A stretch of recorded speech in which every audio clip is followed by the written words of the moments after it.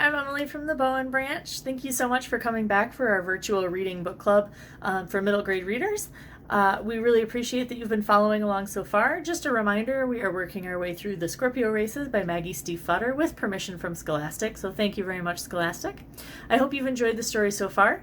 Don't forget to log this listening time as reading time in our 313 Reading Challenge. You can find that at DetroitPublicLibrary.org. You can read to earn prizes. It's pretty spectacular. Make sure that you check the description box underneath the video for our discussion questions for this section. Today we're going to be working on chapter 58 through 62. Chapter 58. Sean.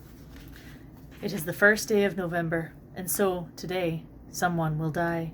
I hear a tap on my cracked door and it pushes open. How is Scarmouth's prize hero on the morning of the races? I open my eyes and turn my head to where George Holly stands in my doorway. He glances around at the furnishings of my small flat. There's nothing but a bed and a sink and a tiny stove shoved under the slanted ceiling. Everything turned lavender in the weak morning light. I give a nod that's both a greeting and a gesture for him to enter. "This is grim," he says. "You look grim as well." After a pause, he pulls a crate of tins out from next to the sink and sits on it, his legs folded up. He rests his red flat cap across his knees and strokes it like an animal. "I cannot settle," I say. I close my eyes. I can't go into his stall like this, or Cor will feel this on me, and I might as well not step foot on the beach at all. "Is this about the races?" Holly asks. "Are you afraid of them?" "I've never been afraid." I reply without opening my eyes. Holly says, "Is this because you race for Cor this time? What is it you really want, Sean?" I press my hand to my face, searching somewhere inside myself for the quiet that must be there, for the certainty I wear every year before the race, every morning before I get onto any horse. "Is it the freedom? Don't bother with the race. Come back to the States with me. I'll make you a partner in my stables. Not head groom, not head trainer. Come and go as you please." While I still don't speak, Holly says, "Now there, you see? So you were lying to me when you told me it was the freedom you wanted. We've discovered it's not about the freedom at all. I call that progress." I turn my face away. Downstairs, I hear the commotion of the yard on race day and me not among it. "So it's about that red stallion then, you say? You will lose the race and lose him in one swift stroke of Malvern justice? But you've won 4 years out of 6, haven't you? And aren't those good odds? So I think it's not about that either." I open my eyes. Holly shifts his weight under my gaze. The crate creaks beneath him. "Twice I've lost to Ian Privet on Penda. The third year he fell and lost Penda, and this year he has him again. Blackwell has Margaret. She's fast," notes Holly, my words in his mouth. "And there is that piebald. I don't know her. I think we should all be afraid of her. I think I could lose it all." Holly scratches his neck and looks at the shadows beneath my narrow bed. "This, it all, seems to be the heart of it to me. When you say it all, do you by any chance mean Kate Connolly?" "Ah, I see that you do." I say, "Myself I can be sure of." He says. "Don't say to me, Mr. Holly. You can't come in here with your red hat and those shoes and play the wise man." "Yes," says the man wearing no shoes at all, says Holly. He stands and takes the step that brings him to my stove. "How do you live here, Sean? How do you make a cup of tea without burning your Johnny? If you rolled over in your bed, you'd end up in the sink. Every morning is breakfast in bed because there's no floor to speak of." "It's tolerable." Says Holly again. "Tolerable covers a wide range of situations. If you win, this is what you come back to?" "My father's house is an hour's walk from here on the northwestern cliffs. If I was free to live anywhere, that's where I'd live. I can't quite remember living in my father's home, though I've ridden by it before. My memories of the space inside are fragmented. Me in bed, me at a window, my mother in a chair. It's quite run down now. It's still in my name, but it's too far to serve me well working for Malvern." "That's where you would keep the broodmare I just bought until she had a lovely red colt by your stallion?" I reach for my socks on the radiator and the boots beneath them. "I didn't say I would start a yard." "You don't have to. I'll come back next year and you'll have a nest of horses outside your window and Puck Connolly in your bed, and I'll buy from you instead of Malvern. That's your future for you." Future sounds much kinder in your accent. I sigh and reach for my jacket. "Where are you going? I'm not nearly done with my prognostication." I shoulder on my jacket. "To the beach? You'll never get that colt of yours if I don't win Cor." Chapter 59. Puck. In the night I've shrunk, and everyone else on the island has grown. They're all 9 feet tall and men, and I'm 4 feet tall and a child. Dove, too, is a toy, or possibly a dog, as I lead her through the throngs of people.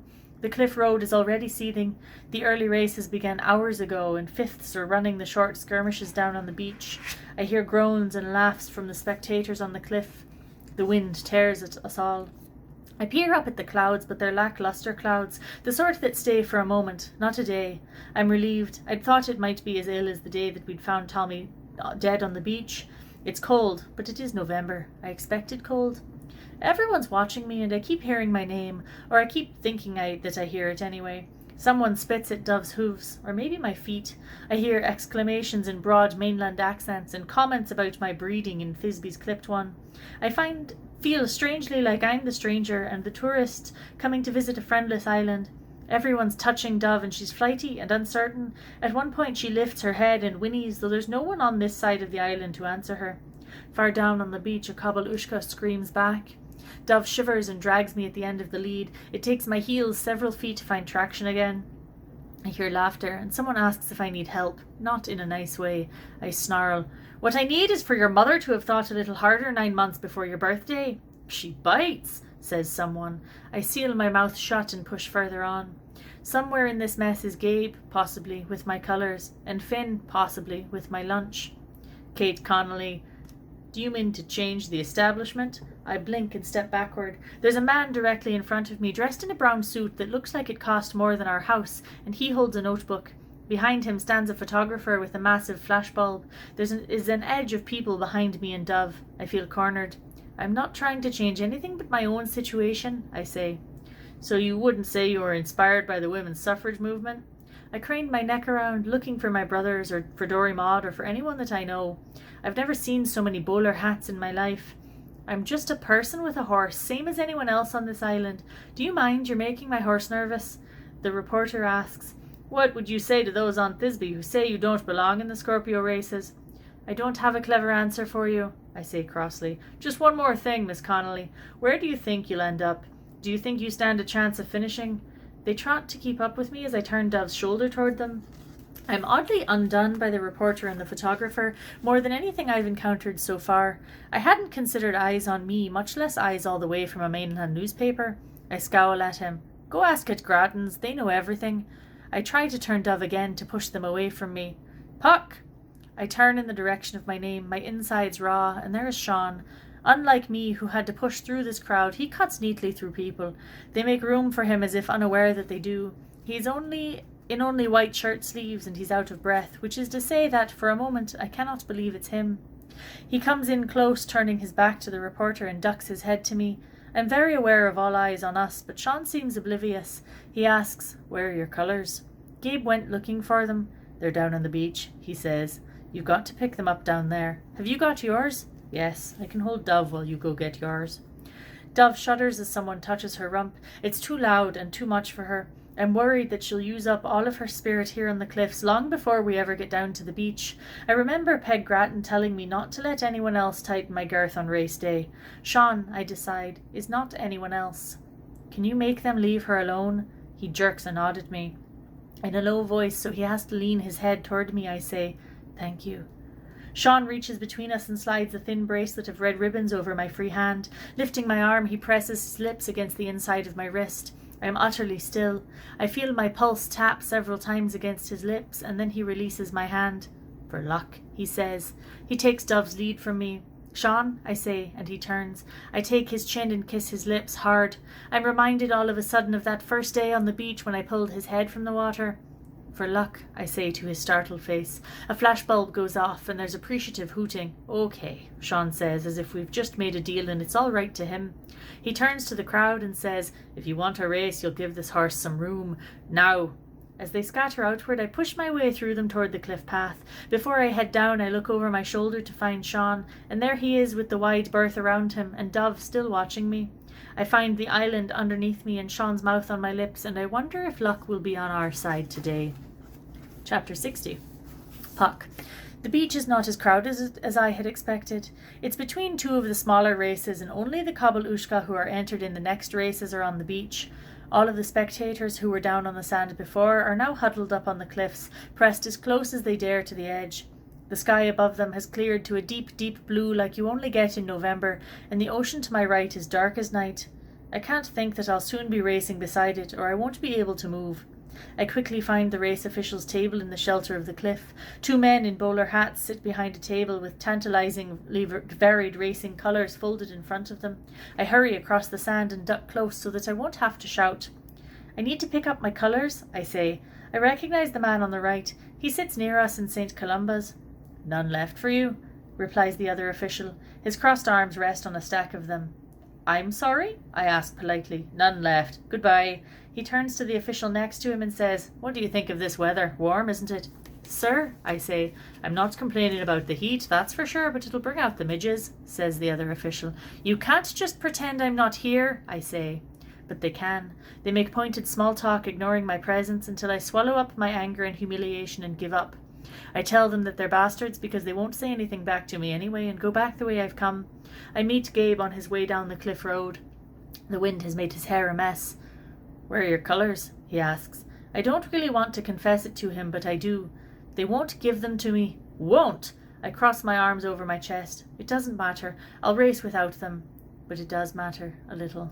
I'm going to talk to them, Gabe says. His righteous anger is a welcome thing to see, even if I don't think it will help.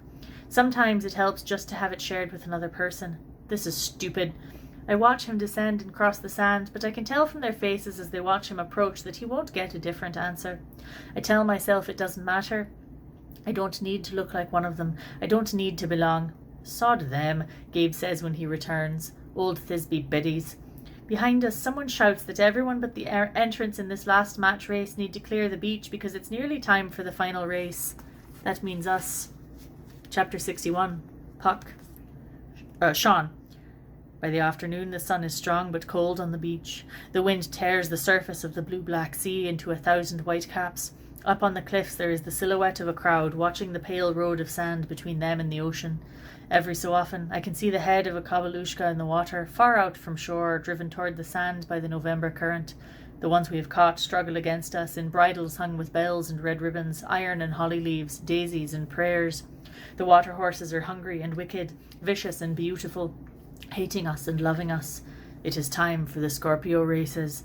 I am so alive. Beneath me Cor powerful and restless. The sea sings to him in a way that it didn't yesterday, and when another kabelushka moves past us, he snaps at it.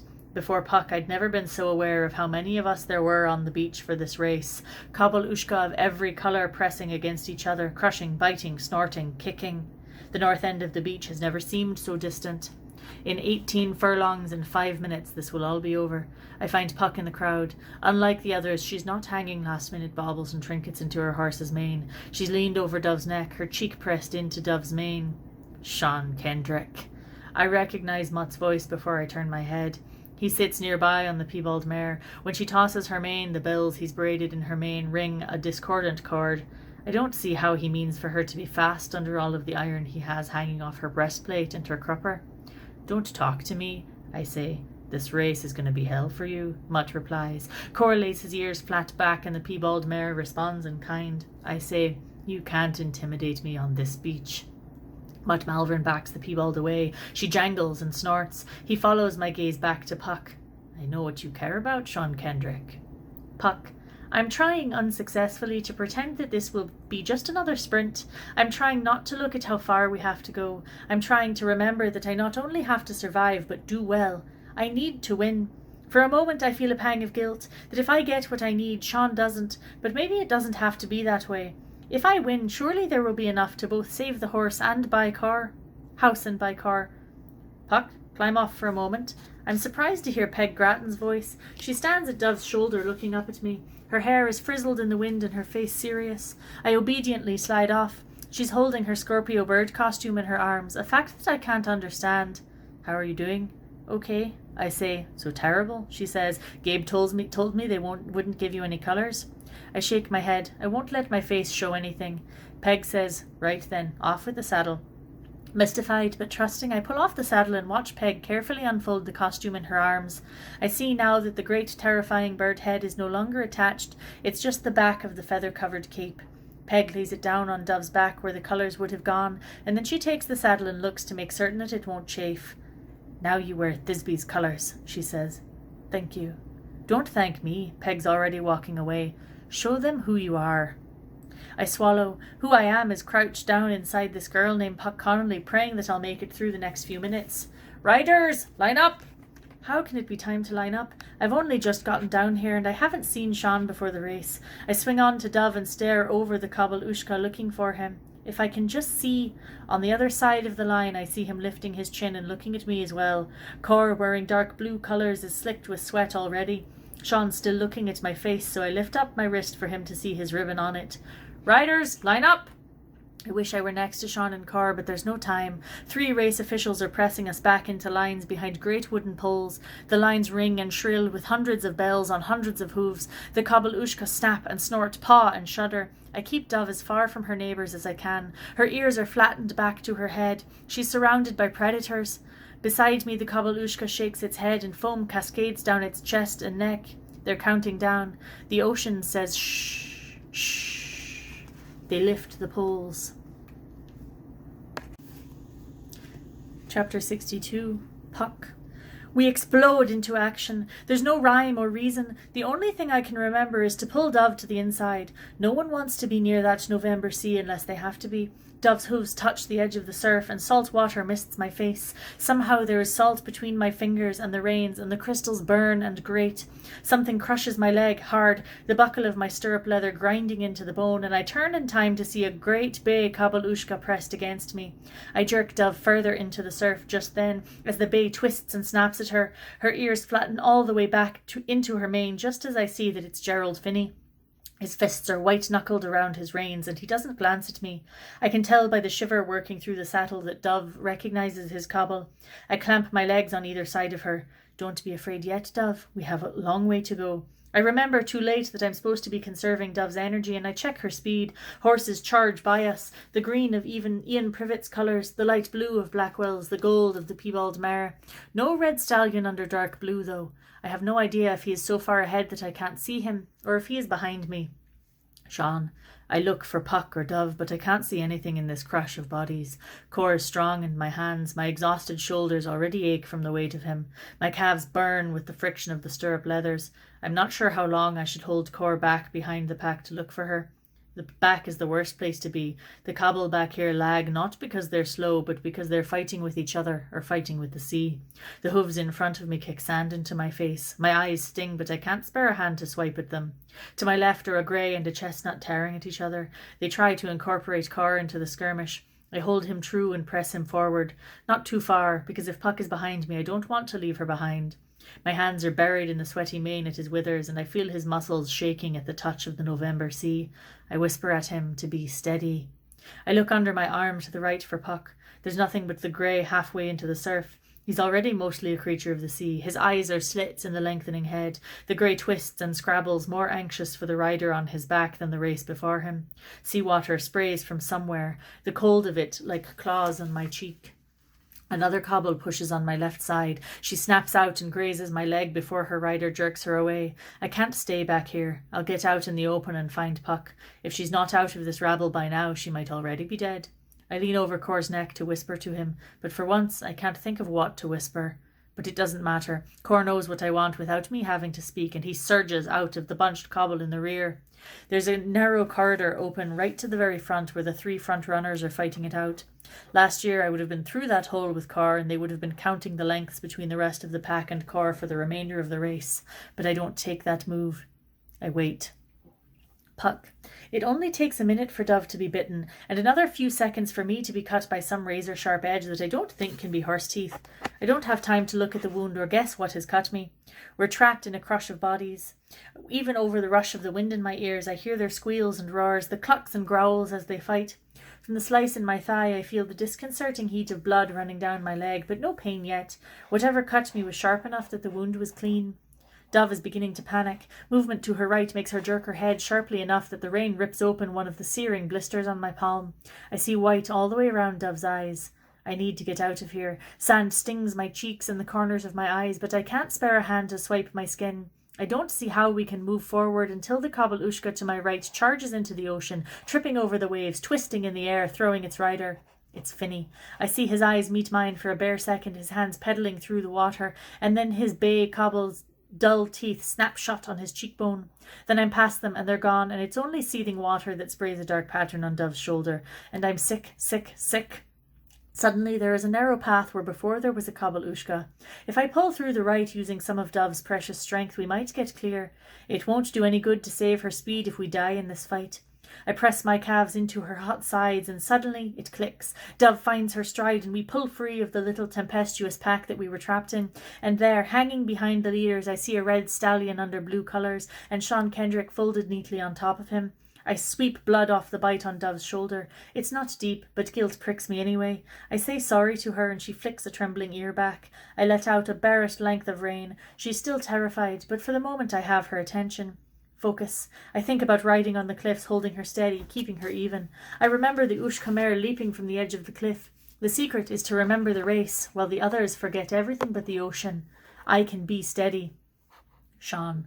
There's a newcomer on our right, and Carr, mad at the touch of the sea, snakes his head to bite at them. I check him, and the horse beside us jerks but holds steady. Black-tipped ears, smaller than Carr, smaller than any of the horses on this beach, ordinary muscles pumping and moving beneath her skin. It's Dove, matching us stride for stride, feathers fluttering on her saddle pad. I glance once and then again at Puck and then Dove. Dove's been bitten, but not deep. Puck's bleeding too, but unlike Dove's untidy bite wound, Puck's is clean and long, the material of her breeches sliced. It was a knife that did that, not a horse. Someone angry that she was on the beach with us. To think too long on that is to be furious, and to be furious is to lose focus, which I can't afford, because in front of us is chaos. The worst of it is the noise, the panting of winded cobble, the groaning as they fight, the continuous thunder of the hooves, the hissing of the sea, the squeals and the shouts, and behind it all the screams of the crowd. The noise would drive a horse mad, even if the November ocean didn't. The cobble in front of us twists and wheels inward, its rider avoiding the ocean at all costs. Another two shove and squabble, slowing enough that we move past them. It's a wall of hocks and knees and hooves, blood coating bone, teeth against teeth. They make an attempt to bring us into it, but Carr blocks them, a trembling wall between them and Dove, who is a wall between him and the sea. We are over halfway there. Halfway means we've made it a little over a mile. The first half weeds out those who weren't ready, those who weren't tame. It's a rite of passage. I look at Puck and she looks back at me, expression fierce. The sand blurs below us and the ocean becomes silent in comparison to the sounds of our lungs gasping for breath. We are the only two on the sand. Blackwell's and Privet's mounts quarrel up at the front. They worry back and forth, teeth flashing, necks and shoulders rubbing. Just behind them, Mutt Malvern relentlessly beats Scotta, the piebald. And still Puck moves up behind them, steady and even. I match Cor to Dove, stride for stride, and with each stride we gain ground.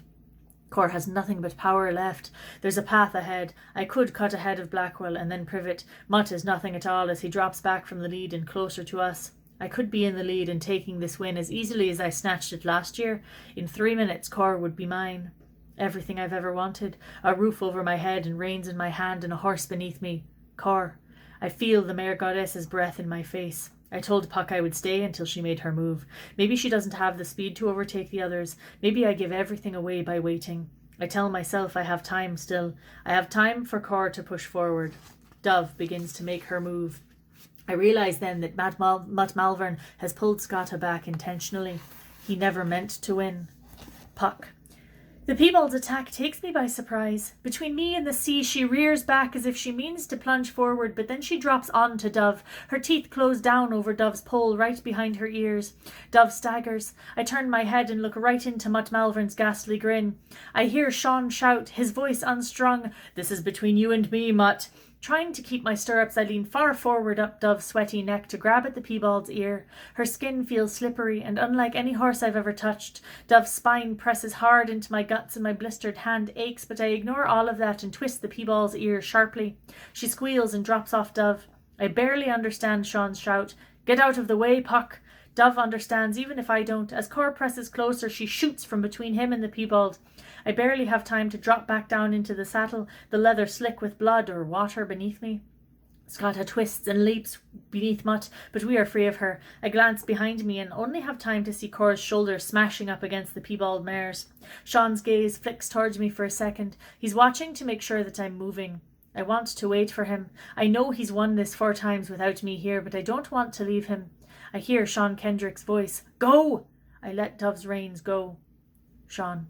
We can't get clear. Cor could outstrip Skata if we could pull ahead, but Mutt Malvern has seized my rein. He drags Cor's face toward him, within reach of the piebald's teeth. It's Cor's blind side, and he is wild with the fear of not knowing what he's up against. His eyes roll, his nose jerks into the air again and again. Skata snaps at him, her teeth grating against his cheek. As I fight Mutt for Cor's rein, my knee crashes into Mutt's, bone to bone, searing hot. Skata and Cor gallop shoulder to shoulder, every step taking us farther into the surf. I taste salt water. My saddle is slimy with it. Every muscle in Cor's body shivers and shimmers. Glancing to Mutt, I see that he's having a hard time keeping his seat. Too late, I see his knife. I lift my arm. I cannot protect myself or Cor, but it's not me he stabs. He slides it along the piebald's neck, slicing a scarlet line. She's furious with pain. Manage this, Kendrick, Mutt says. He lets go of the reins. Skata slams into us. Puck. We catch up to Blackwell and Margot first. She's a big, lean bay, long as a train car, and she fights him hard. I see that her mouth is cracked open and grinning like the black kabalushka that found us in the lean-to. She is breathlessly fast before, but now he holds her tightly in check. When Blackwell tries to allow her some more rein, she darts toward the ocean.